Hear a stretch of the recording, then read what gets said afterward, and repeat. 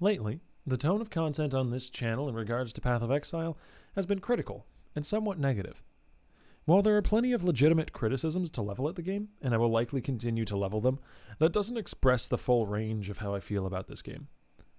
It has endured for me for over 3,000 hours, according to Steam, and I'm not even near running out of new builds or new goals to reach. So I figured I'd do a video or two highlighting some of the nooks and crannies of design that are built into Path of Exile, which infatuated me with it so much in the first place. Today, we're going to be taking a look at Vaal Orbs from a perspective that I feel not enough people have considered them. Vaal Orbs, for those of you quite new to the game, are a crafting material that confers a unique property onto the item they're used on. They corrupt them, rendering them incapable of any future crafting, except through some very specific, very expensive means, and can have one of a few different effects. Sometimes they do nothing, aside from the corruption. Sometimes they will add one of a few very powerful effects only attained from corruption, which is why this final crafting step is worth taking in the first place. And sometimes the item will be ruined irretrievably, with links being potentially destroyed, sockets being recolored, and affixes being rerolled entirely. It is this final effect that ties into our topic today. A problem plaguing many games the size of Path of Exile with an active economy is that of inflation. The consistent rewards of play and the size of a player base often slowly devalues whatever currency the game uses, since there are often far more faucets than sinks when it comes to that currency.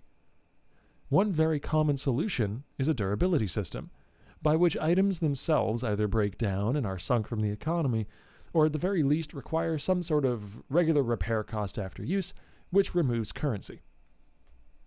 Path of Exile has managed to avoid this encumbering system, and I would argue that this is a very, very good thing.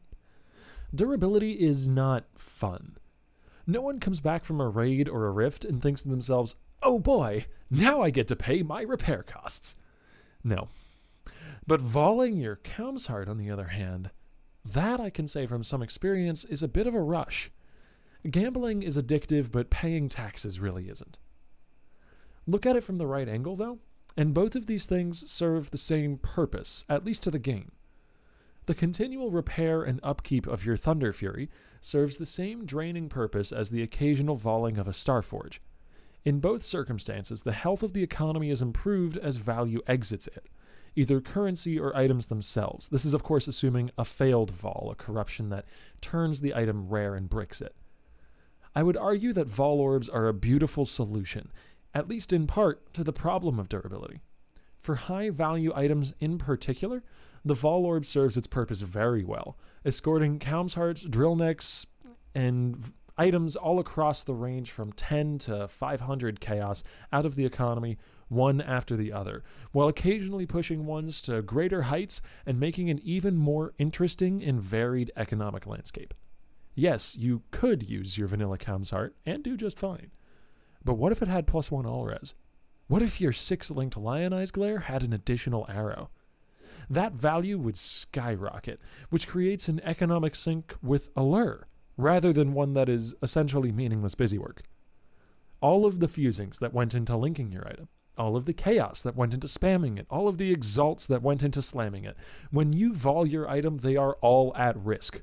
All of that sunk value can vanish in an instant, which is incredibly healthy for the game, because it means the value of everything else improves relatively. When someone has the balls to vol their 1 in a million item, they improve the lot of everyone else selling something similar, and keep the game fresh and interesting. This sort of innovative and elegant solution to an age-old problem of the game industry is what I love this game for. Path of Exile has a history of solving problems the most interesting way, rather than the easy way, which is why I am as disappointed as I am when I fail to see innovation. However, I certainly do not want to lose sight of what made me fall in love with this game in the first place. I hope this video has done a bit to illuminate a small corner of what makes this game so interesting, and perhaps has given you a new perspective on one of the smaller layers of this game. Little things like this are littered throughout Path of Exile, and I could talk at length about the currency system alone, which perhaps I might do in a future video sometime. For now, though, I wish you good luck with your vols and a great day. I hope to see you all in the next one.